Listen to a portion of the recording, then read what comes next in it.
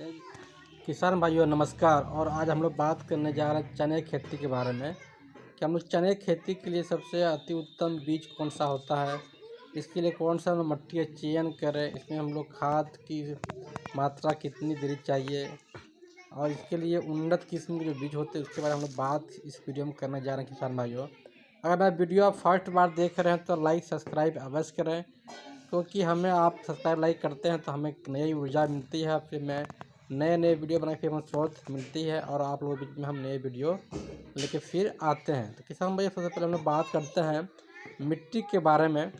तो चने की खेती की सबसे जो उत्तम मिट्टी माना जाता है वो होती है उर्वरक मिट्टी, जैसे बलुआई मिट्टी हो गया, दोमट मिट्टी हो गया। इन मिट्टियों पे चने की खेती काफ़ी ज़्यादा जल्दी ग्रोथ करती है।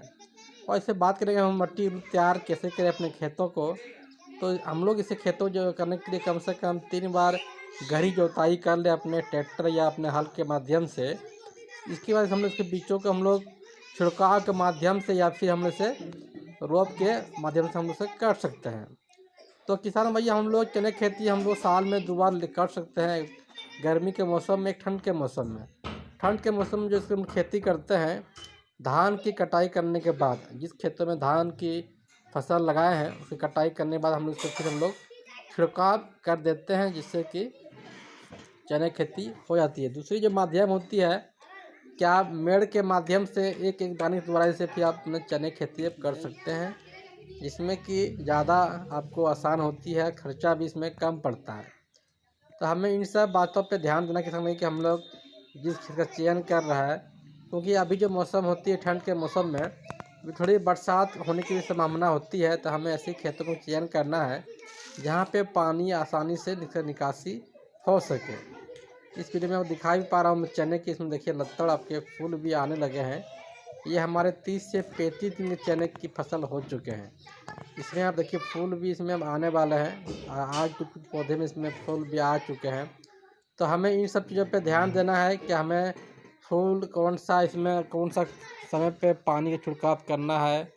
और बात कर लेते हैं हम लोग उर्वरक के बारे में। तो उसमें हम लोग जब जिसमें हम जुताई करते हैं उस समय आप सड़ी गली या हेक्टर के अनुसार इसमें 4 से 5 ट्रैक्टर इसमें गोबर डाल देते हैं और फिर इसे पाटा द्वारा चीज़ पे मिला देते हैं और फिर बीजों का रोपण करते हैं, तो आपका ये अच्छा होता है। और किसान भाई जिस हम लोग बीज इसका रोपण करते हैं तो ध्यान देना कम से कम चने को कम से कम 5 से 6 घंटा आपसे पानी भिगो दें। इसके बाद से अपने खेतों में से छिड़काव करते हैं तो आपकी जो जनरेशन होते हैं पौधे के वो पूरे 100% हो जाता है। तो हमें ये भी बातों पर ध्यान देना है कि हम जब छिड़काव कर रहे हैं तो उसमें अपने चने की जो फसल है उससे बीज को बो दें, इसके बाद इसे डालेंगे खेतों में तो अच्छा होता है किसान भाइयों। और बात करते हैं कि ज़मीन का मिट्टी के पीएच मान क्या होना चाहिए चना खेती के लिए, वह जो होता है 5 से 6 ज़मीन के पीएच मान सबसे अच्छा होता है मिट्टी के लिए, चने खेती के उपजाऊ के लिए। तो हमें इन सब बातों पर भी ध्यान देना है किसान भाई कि हम लोग जिस मिट्टी का चयन कर रहे हैं उसका पीएच मान क्या है और इसमें ये सब क्या संभावना इसमें होनी चाहिए। अगर आप रासायनिक खाद की बात करते हैं तो अब रासायनिक खाद में आप प्रति हेक्टर के अनुसार आप 20 से 25 किलो इसमें यूरिया, डीएपी और फास्फोरस मिला के, अगर तीनों खादों को अच्छी तरह से मिला के अपने खेतों पे छिड़काव करते हैं तो ये भी चने खेती के लिए काफ़ी उत्तम माना जाता है। ऐसे नहीं भी करते रासायनिक खाद का प्रयोग तो इसमें भी आपकी आराम से आपकी चने खेती हो जाते हैं। और किसान भाई अगर जिंक का प्रयोग करते हैं तो इसमें क्या होती है कि क्योंकि ये झाड़ वाले फसल हैं तो उसमें आप जिंक का प्रयोग करते हैं तो इसमें आपके खेतों में झाड़ ज़्यादा निकलते हैं। झाड़ ज़्यादा होने से क्या होता है, फूल भी फल भी ज़्यादा लगता है। तो हमें जिंक का भी प्रयोग करना है, जब इसमें फूल आने वाली हो उसमें हम लोग जिंक का प्रयोग करते हैं। जिंक का लिक्विड भी आता है, बीज भी आता है, कल में भी आता है। तो अभी मार्केट में इसका लिक्विड मार्केट में आपको आराम से मिल जाता है।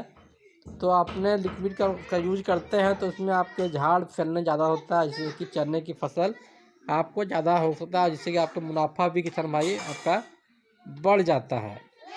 और बात करते हैं जब इसकी 25 से 20 दिन की फसल आपका हो जाता है तो उसमें आप एक बार इसकी ऊपर के जो डग होते हैं उसको तोड़वा देते हैं जिससे कि इसमें जो होती है झाड़ जो फैलने की ज़्यादा इसमें फैलता है। तो हमें इन चीज़ों पे ध्यान देना है। क्या 20 से 22 दिन के अंतर में इसके जो होते हैं पौधे के जो होते हैं ऊपर के जो पार्ट होते हैं इसे हमें तोड़ देना है, जिससे कि इसकी जड़ें मजबूत दिखा भी रहा है अपने वीडियो में से मैं तोड़वा रहा हूँ, तोड़ भी दिया है। अब देखिए इसकी कितनी अच्छी झाड़ इसमें निकले हैं और इसमें फूल फल इसमें ज़्यादा होता है। तो हमें इन चीज़ों पे ध्यान देना है। चाहे 22 से 20 दिन की दबने से हमें इसके ऊपर के जो डग होते हैं इसको तोड़ देना है। और फिर किस हम ये बात कर लेते हैं क्या इसमें रोग के बारे में। तो इसमें ज़्यादा रोग उसमें होता नहीं है, लेकिन ये ठंड के मौसम में है तो इसमें से पाला से बचाना है कि हमें पाला इसमें न लगे फसलों में। तो इसमें आपकी खेती का जो होता है उसमें नुकसान हमें उठाना पड़ जाता है। तो हमें भी ठंड के मौसम में पाले को देख के ठंड के अनुसार हमें से इसे बचा सकते हैं, या फिर साइड में से हम लोग आग जला के इसका हम लोग जो होते हैं मिट्टी की नमी को कम कर सकते हैं। और फिर बात करते हैं सिंचाई के बारे में। तो अभी जो मौसम है अभी तो नमी ज़्यादा होती है, कुहासे भी गिरते हैं ऊपर से। तो अगर मौसम आपका मिट्टी का नमी के अनुसार इसमें आप सिंचाई कर सकते हैं। ऐसे इसमें तो 1 से 2 सिंचाई देने पे ये आपका काफ़ी हो जाता है, क्योंकि जब इसमें बीज का आप छिड़काव या रोपण कर रहे हैं उसमें आपकी मिट्टी में हल्की सी नमी करने के बाद इसे आप बोते हैं, तो वो उसमें भी आपको ध्यान देना है कि नमी इसमें अच्छी होनी चाहिए। तो इसमें काफ़ी सिंचाई की भी सामना नहीं होती है। नमस्कार किसान भाइयों।